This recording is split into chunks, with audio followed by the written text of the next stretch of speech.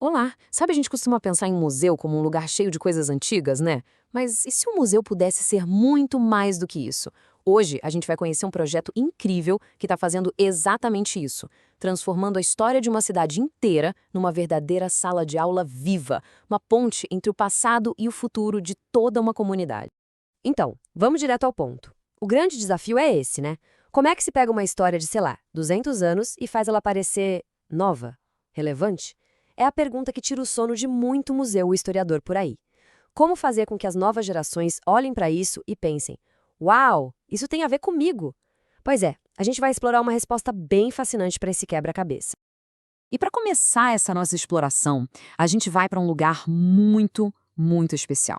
Um lugar que é literalmente o guardião das memórias da formação de uma cidade.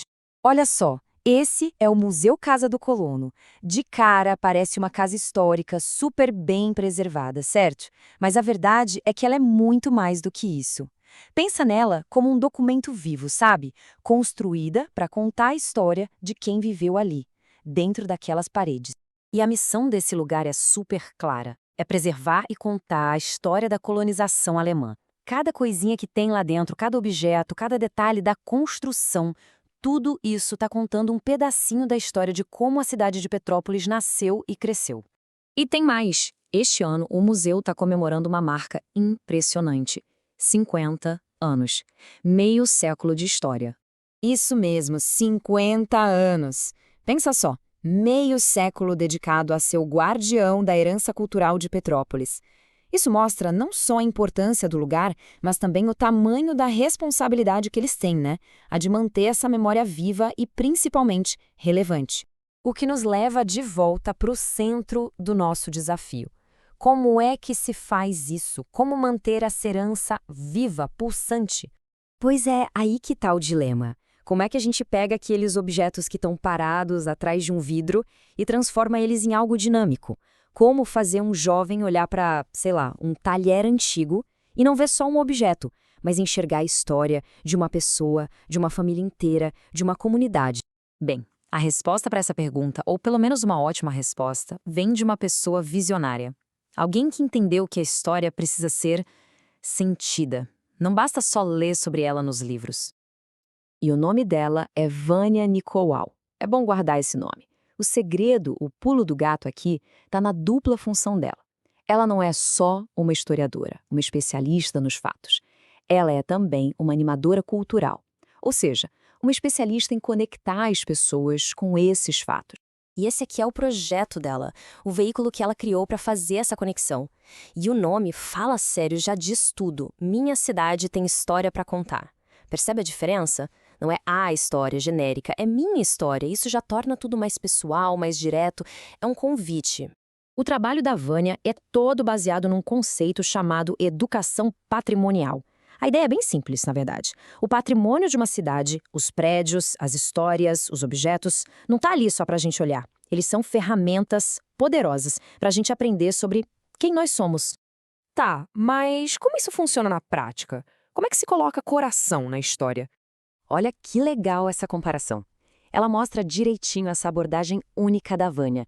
De um lado, como historiadora, ela garante que tudo seja preciso, correto, mas do outro lado, como animadora cultural, o trabalho dela é fazer com que tudo isso seja envolvente, que crie uma conexão.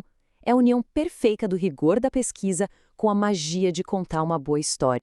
E aqui a gente vê um método em ação, passo a passo. Primeiro, o museu vira um laboratório vivo, deixa de ser um lugar passivo.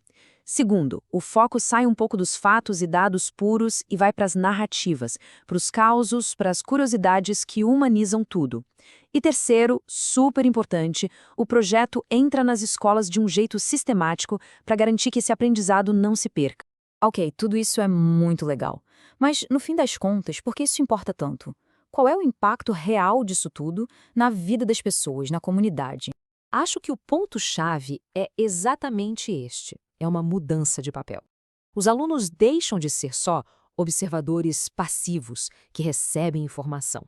Eles se tornam guardiões ativos da própria história. Eles passam a fazer parte dela, a se sentir responsáveis por ela. E isso muda tudo.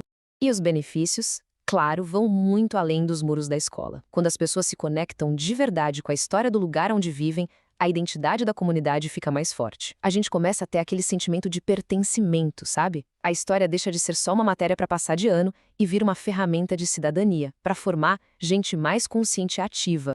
E essa frase aqui, nossa, ela resume perfeitamente a filosofia por trás de tudo isso. A gente não estuda o passado só por curiosidade. A gente estuda o passado porque é essencial para entender o presente e, a partir daí, construir o futuro. É uma ferramenta de empoderamento de verdade. E a gente termina com uma reflexão. O projeto da Vânia Nicolau lá em Petrópolis é um exemplo incrível, um modelo poderoso.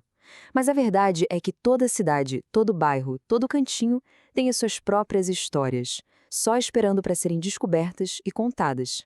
Fica a pergunta, né? Quais são as histórias que o nosso lugar tem para contar?